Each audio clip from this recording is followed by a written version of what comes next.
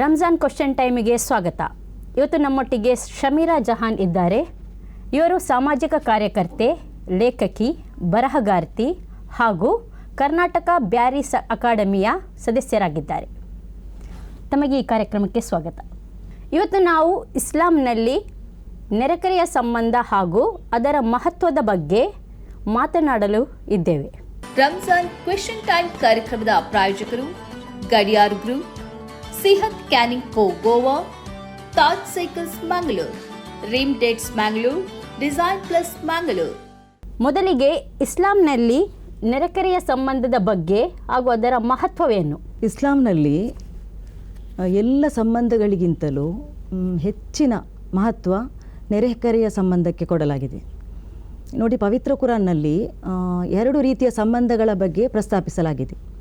ಅದರಲ್ಲಿ ಒಂದು ದೇವನಿಗೆ ಮನುಷ್ಯ ಮತ್ತು ದೇವನ ನಡುವಿನ ಸಂಬಂಧ, ಇನ್ನೊಂದು ಮನುಷ್ಯ ಮತ್ತು ಮನುಷ್ಯರ ನಡುವಿನ ಸಂಬಂಧ. ಇದರಲ್ಲಿ ಆರಾಧನೆಗಳು ದೇವರು ಮತ್ತು ಮನುಷ್ಯರ ನಡುವಿನ ಸಂಬಂಧದಲ್ಲಿ ಬರ್ತದೆ. ಅದೇ ಮನುಷ್ಯ ಮತ್ತು ಮನುಷ್ಯರ ಸಂಬಂಧದಲ್ಲಿ ಬರುವಾಗ ಅಲ್ಲಿ ನೆರೆಹೊರೆಯವರ ಸಂಬಂಧದ ಬಗ್ಗೆ ಪ್ರಸ್ತಾಪಿಸಲಾಗಿದೆ. ಅದು ಯಾವ ರೀತಿ ಅಂದರೆ ನೆರೆಹೊರೆ ಅಂತ ಹೇಳುವಾಗ ಪ್ರವಾದಿ ಮುಹಮ್ಮದ್ ಸಲ್ಲಲ್ಲಾಹು ಅಲೈಹಿ ವಸಲ್ಲಂ ಹೇಳಿದ್ದಾರೆ, ನಮ್ಮ ಸುತ್ತಮುತ್ತಲ 40 ಮನೆಗಳು ನಮ್ಮ ನೆರೆಹೊರೆಗಳಾಗಿವೆ. ಇಲ್ಲಿ ಪವಿತ್ರ ಕುರಾನ್ನಲ್ಲಿ ಪರಿಚಿತ ನೆರೆಹೊರೆ, ಅಪರಿಚಿತ ನೆರೆಹೊರೆ ಇವರೊಂದಿಗೆ ನೀವು ಸೌಜನ್ಯದಿಂದ ವರ್ತಿಸಿರಿ ಎಂಬುದಾಗಿ ಹೇಳಲಾಗಿದೆ.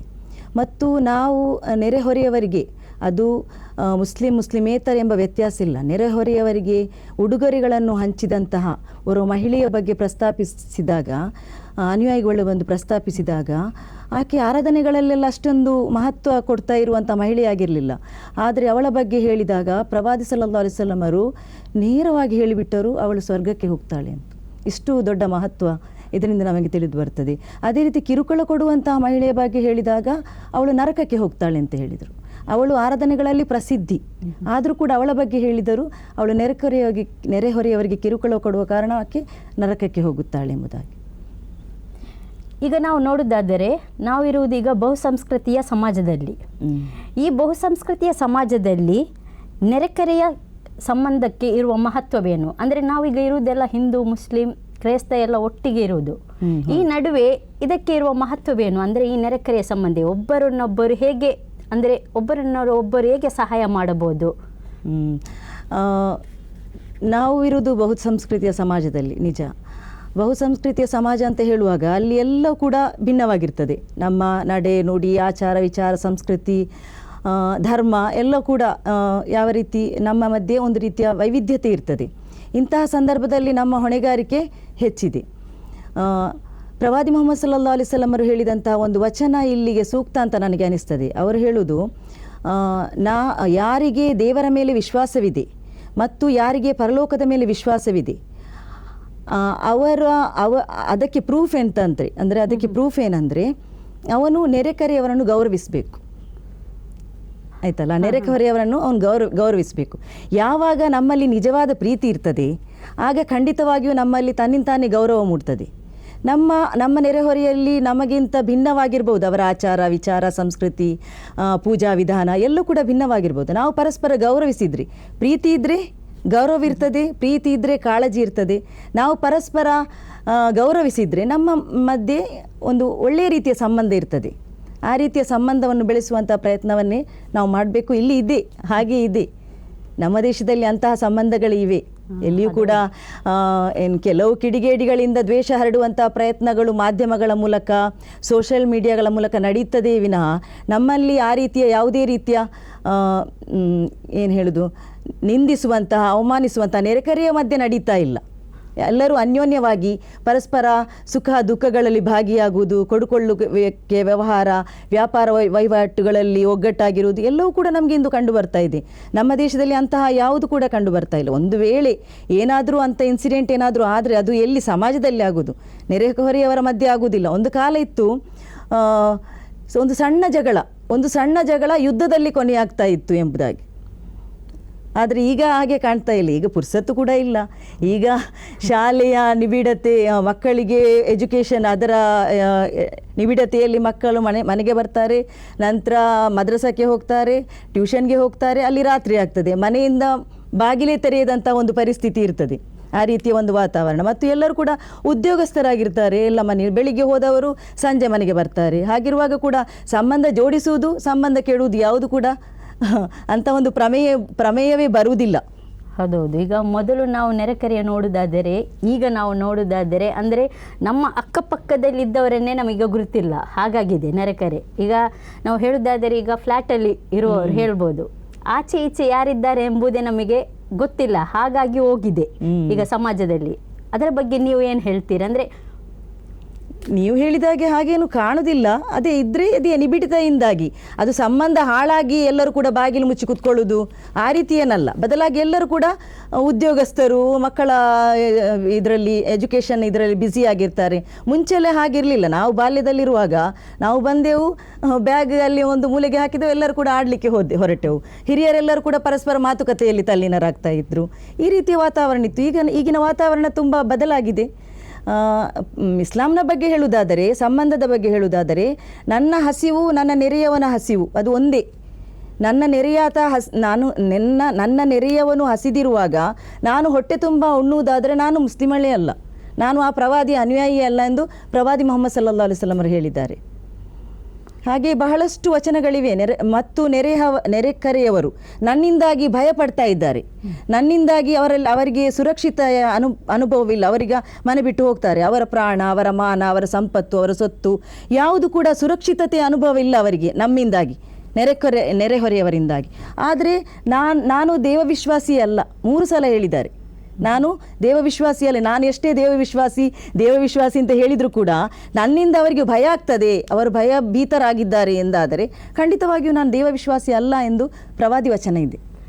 ಈಗ ನಾವು ಪ್ರಸ್ತುತ ನೋಡುವುದಾದರೆ, ಈಗ ನೆರೆಕೆರೆ ಹೇಗೆ ಆಗಿ ಅಂದರೆ, ಈಗ ಯಾವುದಾದ್ರೂ ಒಂದು ಮನೆಗೆ ಎಂತಾದರೂ ಸಮಸ್ಯೆ ಉಂಟಾದರೆ, ಅಂದರೆ ಕೆಲವರಿಗೆ ಇದ್ದಾರೆ ನೋಡಲಿಕ್ಕೆ, ಅಂದರೆ ನಮಗೆ ಯಾಕೆ ಅವರ ವಿಷಯ, ಅವರ ಪಾಡಿಗೆ, ಅಂದರೆ ಅವರಿಗೆ ಮನಸ್ಸುಂಟು ಯಾವುದಾದ್ರೂ ಒಂದು ರೀತಿಯಲ್ಲಿ ಸಹಾಯ ಮಾಡುವ ಅಂತ ಹೇಳಿ, ಆದರೆ ಅದೊಂದು ಎಂತ ಹೇಳುದು, ಮುಜುಗರವ, ಹೆದರಿಯ, ಆ ರೀತಿಯ ಒಂದು ವಾತಾವರಣವನ್ನು ಇಲ್ಲಿ ಸೃಷ್ಟಿಸಲಾಗಿದೆ. ಪರಸ್ಪರ ನಂಬಿಕೆ ಇಲ್ಲದಂತಹ ವಾತಾವರಣವನ್ನು ಇಲ್ಲಿ ಸೃಷ್ಟಿಸಲಾಗಿದೆ. ನಿಜವಾಗಿಯೂ ಆ ಅನುಭವ ನನಗೆ ಕೂಡ ಆಗ್ತಾ ಇದೆ. ಎಲ್ಲಿಗ ಏನಾದರೂ ಕೊಡುವ ಅಂತ, ಈಗ ಪ್ರವಾದಿ ವಚನದಲ್ಲಿದೆ, ಸಂಬಂಧ ಬೆಳೆಸಬೇಕು, ನಮಗೆ ಸ್ವರ್ಗ ಸಿಗ್ತದೆ, ನಾವು ಅದು ಕೊಡಬೇಕು, ಇದು ಕೊಡಬೇಕು, ಆ ರೀತಿಯೆಲ್ಲ ಇರ್ತದೆ. ಆದರೆ ನಮಗೆ ಕೊಡುವಾಗ ಏನಾಗ್ತದೆ, ತೊಂದರೆ ಆಗ್ತದಾ, ಅವರಿಗೇನಾದರೂ ಕಿರಿಕಿರಿ ಆಗ್ತದಾ, ಈ ರೀತಿಯ ಭಾವನೆ ಬರ್ತಾ ಉಂಟು. ಏನಾದರೂ ಅವರು ನೆಗೆಟಿವ್ ಅಂದರೆ ಏನಾದರೂ ಧಾರ್ಮಿಕ ವಿಷಯಗಳಲ್ಲಿ ಏನಾದರೂ ನೆಗೆಟಿವ್ ಥಾಟ್ಸ್ ಅವರ ಮನಸ್ಸಿನಲ್ಲಿ ಬರ್ತದಾ, ಈ ರೀತಿಯೆಲ್ಲ ಒಂದು ರೀತಿಯ ಒಂದು ಗೊಂದಲವನ್ನು ಸೃಷ್ಟಿಸಿ ಆಗಿದೆ. ಇದು ಸರಿಪಡಿಸಲಿಕ್ಕೆ ತುಂಬ ಕಷ್ಟ ಉಂಟು. ಆದರೂ ಕೂಡ ಏನು ಹೇಳುವುದಂದರೆ, ನಮ್ಮ ಸಮಾಜದ ಮಟ್ಟಿಗೆ ನಾವು ನೋಡುವುದಾದರೆ, ಹಿಂದಿನ ಕಾಲದ ಏನು ಹೇಳುವುದು, ಸಣ್ಣ ಪುಟ್ಟ ಜಗಳ ಯುದ್ಧದಲ್ಲಿ ಕೊನೆಯಾಗ್ತಾ ಇತ್ತು, ಎಷ್ಟೋ ನಾಶ ನಷ್ಟಗಳು ಸಂಭವಿಸ್ತಾ ಇತ್ತು. ಈಗ ನಮ್ಮ ಮಧ್ಯಪ್ರಾಚ್ಯದಲ್ಲಿ ನೋಡುವಾಗ ಕಾಣ್ತಾ ಇದ್ದೆ, ಅದು ಧಾರ್ಮಿಕ ಜಗಳಗಳಲ್ಲ, ಅದು ಬದಲಾಗಿ ಒಂದು ಸಣ್ಣ ಪುಟ್ಟ ವಿಷಯಗಳಲ್ಲಿ ಜಗಳಾಗಿ ಅದು ದೊಡ್ಡ ಯುದ್ಧ, ಎಷ್ಟು ನಾಶ ನಷ್ಟ ನಾವು ನೋಡ್ತಾ ಇದ್ದೇವೆ. ನಮ್ಮ ದೇಶದ ಮಟ್ಟಿಗೆ ಹೇಳುವುದಾದರೆ ಇಷ್ಟರವರೆಗೆ ಮತ್ತು ಗಡಿಗಳಲ್ಲಿ ಯುದ್ಧ ನಡೀತಾ ಇರುವುದು. ಆದ ಕಾರಣ ಅದು ಗಡಿಗೆ ಸೀಮಿತವಾಗಿ ನೆರೆ ರಾಷ್ಟ್ರಗಳೊಂದಿಗೆ ಪ್ರವಾದಿ ಮುಹಮ್ಮದ್ ಸಲ್ಲಲ್ಲಾಹು ಅಲೈಹಿ ವಸಲ್ಲಂ ಅವರು ಹೇಳಿದ ಒಂದು ವಚನ ನೋಡಿ, ಅವರ ಅನುಯಾಯಿಗಳಿಗೆ ಹೇಳುವುದು, ನಾನು ನಿಮಗೆ ನಮಾಜ್, ಉಪವಾಸ ವ್ರತ, ದಾನ ಧರ್ಮಗಳಿಗಿಂತ ಶ್ರೇಷ್ಠವಾದ ಒಂದು ಆರಾಧನೆಯನ್ನು ಕಲಿಸಿಕೊಡ್ಲಾ? ಆಗ ಅನುಯಾಯಿಗಳು ಕೇಳ್ತಾರೆ, ಕಲಿಸಿಕೊಡಿರಿ ಅಂತ. ಅವರು ಹೇಳ್ತಾರೆ, ನೀವು ಪರಸ್ಪರ ಸಂಬಂಧಗಳನ್ನು ಸರಿಪಡಿಸಿರಿ. ಸಂಬಂಧಗಳು ದುರ್ಬಲವಾಗುವುದು ಅದು ನಾಶಕ್ಕೆ ಕಾರಣವಾಗ್ತದೆ. ನಾವು ನೋಡ್ತಾ ಇದ್ದೇವಲ್ಲ ಈಗ ಎಷ್ಟು ದೊಡ್ಡ ಅದು ಯುದ್ಧಗಳ ಬಗ್ಗೆ ನಾವು ನೋಡೋದಾದರೆ, ಒಂದು ನೆರೆ ರಾಷ್ಟ್ರಗಳ ಮಧ್ಯೆ ಯುದ್ಧವಾದರೆ ಇಡೀ ವಿಶ್ವಕ್ಕೆ ಅದು ಬಾಧಿಸ್ತದೆ, ಹೌದಲ್ಲ? ಹಾಗೆ ನೆರೆಹೊರೆ ಅಂತ ಹೇಳುವಾಗ ಎಲ್ಲ ನೆರೆಹೊರೆ ಸೇರಿ ಒಂದು ಸಮಾಜ ಆಗ್ತದೆ, ಒಂದು ಸಮಾಜ ದೇಶ ಆಗ್ತದೆ. ನೆರೆಹೊರೆಯ ಸಂಬಂಧವೇ ಬಿಗಡಾಯಿಸಿದರೆ ಅದು ಇಡೀ ದೇಶಕ್ಕೆ ನಷ್ಟ. ಆದ್ದರಿಂದಲೇ ಇಸ್ಲಾಂನಲ್ಲಿ ನಾವು ಪರಲೋಕದ ಮೇಲೆ ನಂಬಿಕೆ ಇಡುವವರು, ದೇವನ ಬಗ್ಗೆ ನಂಬಿಕೆ ಇಡುವವರು, ಪರಲೋಕದ ಮೇಲೆ ನಂಬಿಕೆ ಇಡುವವರು, ಪರಲೋಕದಲ್ಲಿ ಸಂಬಂಧಗಳ ಬಗ್ಗೆ ಪ್ರಥಮ ವಿಚಾರಣೆ ನಡೆಯುವುದು ಅದು ನೆರೆಹೊರೆಯ ಸಂಬಂಧದ ಬಗ್ಗೆ ಎಂದು ಹೇಳಲಾಗಿದೆ. ಇಬ್ಬರು ನೆರೆಹೊರೆಯ ಸಂಬಂಧದ ಬಗ್ಗೆ.